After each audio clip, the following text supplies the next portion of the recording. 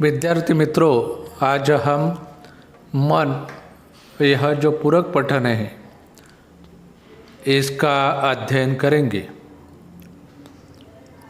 यह जो कविता है विकास परिहार जी की है। मन ये जो कविता है किसके है? विकास परिहार जी की। और इसकी विधा है हाइकू। आपको मालूम है हाइकू यह जापान की लोकप्रिय काव्य विधा है। हाइकू ये जापान की लोकप्रिय काव्य विधा है और हाइकू जो है विश्व की सबसे छोटी कविता कहा जाती है। 5वें दशक से हिंदी साहित्य ने हाइकू को अपने मन से स्वीकार किया है। हमारे हिंदी साहित्य में इसका स्वीकार किया गया है। कब से? 5वें दशक से। ये जो हाइकू कविता होती है ना, 5 + 7 + 5 17 वर्ण के ढांचे में लिखी जाती है। इस कविता में वर्ण कितने होते? 17। हाइकू में कवि ने अपने अनुभव और छोटी छोटी विभिन्न घटनाओं को अर्थवाही सीमित शब्दों में प्रस्तुत किया है। तो हम देखने जा रहे हैं कविता मन। देखो कवि क्या कह रहे हैं। घना अंधेरा, चमकता प्रकाश और अधिक। कवि कहते हैं अंधेरा जब घना होता है तब प्रकाश और अधिक चमकता है। घना अंधेरा, चमकता प्रकाश और अधिक। प्रकाश कब अधिक चमकता है? अंधेरा जब घना होता है तब। इसका मतलब ये हुआ जब प्रतिकूल परिस्थितियाँ घने अंधकार के रूप में हमें घेर लेती हैं। हमें कौन घेर लेती है? प्रतिकूल परिस्थितियाँ। ये प्रतिकूल परिस्थितियाँ किसके समान होती है? घने अंधकार के समान होती है। तो ऐसी घने अंधकार के रूप में प्रतिकूल परिस्थितियाँ हमें घेर लेती हैं, तब चमकता प्रकाश और अधिक। वहीं से एकाएक प्रकाश की किरणें फूट पड़ती है। परिस्थिति जब प्रतिकूल हो जाती हैं तो ऐसी परिस्थिति ही हमें कुछ न कुछ रास्ता दिखलाती है। चमकता प्रकाश और अधिक।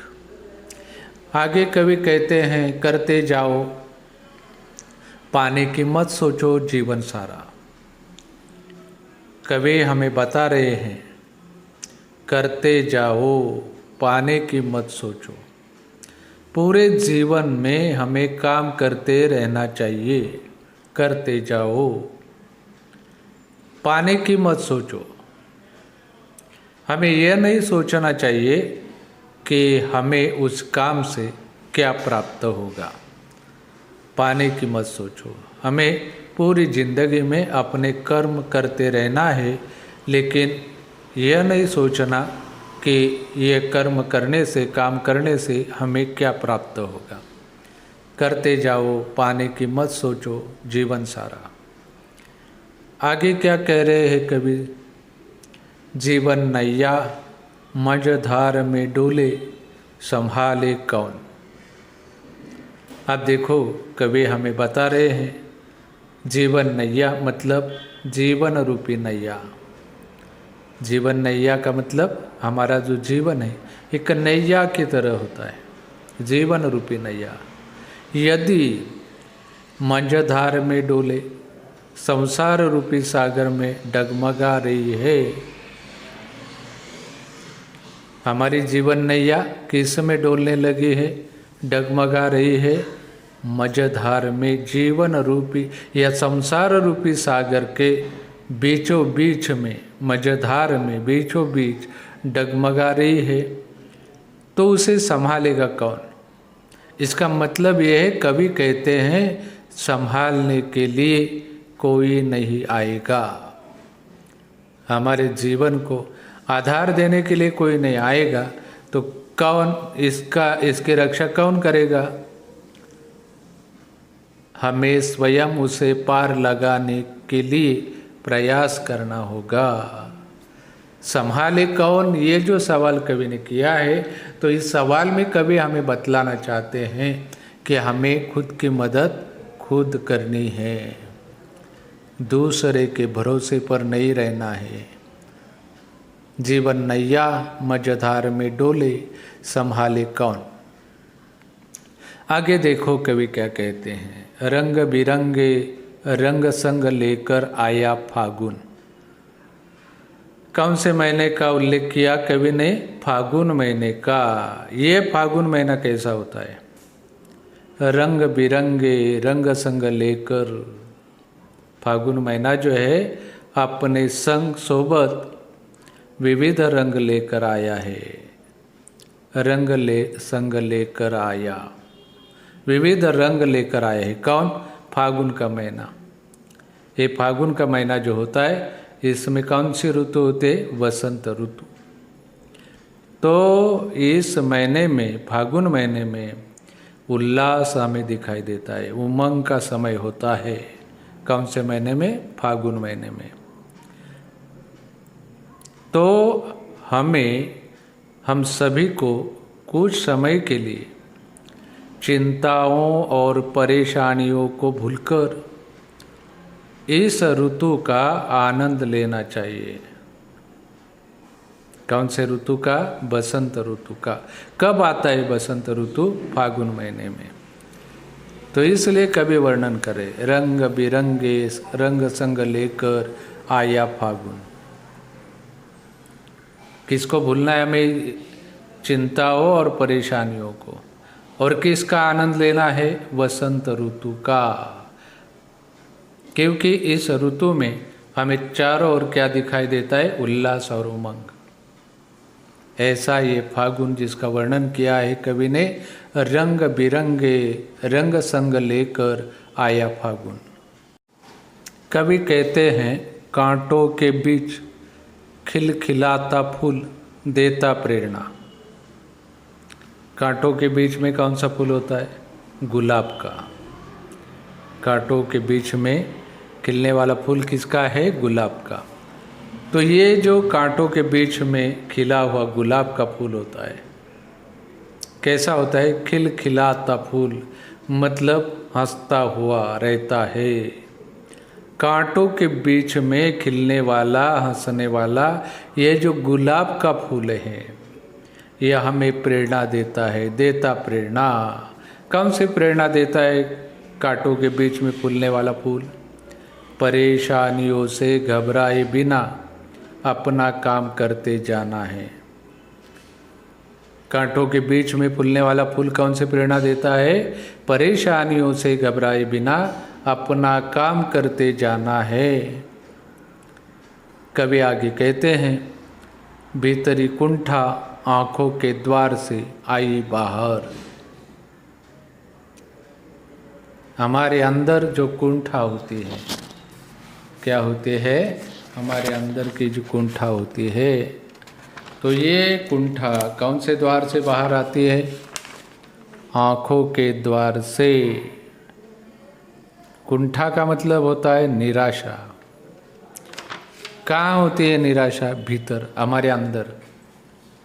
तो ऐसी जो निराशा हमारे अंदर होती है, कुंठा जो हमारे मन में होती है, ये कुंठा बाहर आती है। और बाहर आने का दरवाजा कौन सा है? आँखें। भीतरी कुंठा आँखों के द्वार से आई बाहर। नयन रूपी द्वार से ये कुंठा बाहर आ रही है, ऐसा वर्णन यहाँ कवि ने किया है। कौन सी कुंठा? भीतरी कुंठा। कौन से द्वार से बाहर आ रही है? आँखों के द्वार से, नयन रूपी द्वार से बाहर आ रही है। आगे देखो कवि क्या कहते हैं, खारे जल से धुल गए विषाद मन पावन। खारा जल किसका होता है? नेत्रों का, नेत्रों से आने वाला, जिसे हम अश्रु कहते हैं। खारे जल से धूल गए विषाद, अश्रु रूपी जल जो बाहर आता है, जिसे कवि ने कहा है खारे जल। आंसुओं के खारे जल से मन का संपूर्ण विषाद धुल गया है। क्या हुआ है? धुल गया है। किसका विषाद धुल गया? मन का विषाद धुल गया। मन में जो खेद होता है या दुख होता है, खेद भरा दुख, विषाद का मतलब खेद भरा दुख, ये क्या हो गया? खारे जल से धुल गया। जब हमें पछतावा होता है, हमारे नेत्रों से अश्रु बहने लगते हैं, तो समझ लीजिए क्या होता है? विषाद धुल गया है और हमारा मन जो है पहले जैसा पावन हो गया है, पवित्र हो गया है। मन कब पावन होता है? विषाद धुल जाता है तो। और विषाद किससे धुल जाता है? खारे जल से, मतलब अश्रुओं से। आगे कवि कहते हैं, मृत्यु को जीना जीवन विष पीना है, जी विषा। जी विषा है जीने की अभिलाषा। जी विषा का मतलब होता है जीने की अभिलाषा। प्रत्येक मनुष्य के जीवन में परेशानियां होती है, चिंताएं होती है, अप्रिय प्रसंग भी आते हैं। तो ऐसे ये अप्रिय प्रसंग होते हैं, मृत्यु को जीना, मरण प्राय होते हैं, मरने जैसे होते हैं। हर एक के जीवन में अप्रिय प्रसंग आते हैं, परेशानी आती है, चिंताएं आती है जी विषा। ऐसे समय में जीवन रूपी संग्राम में डटे रहना हमारी जी विषा का प्रमाण है। जीवन इच्छा का, तीव्र जीवन इच्छा, जी विषा, जीने की जो तीव्रतम इच्छा होती है उसे कहते हैं जी विषा। तो कितनी भी परेशानियां आती हैं, चिंताएं आती है, प्रिय प्रसंग जीवन में आते हैं, फिर भी हम इस संग्राम में डटे रहते हैं, इसे कहते हैं जी विषा।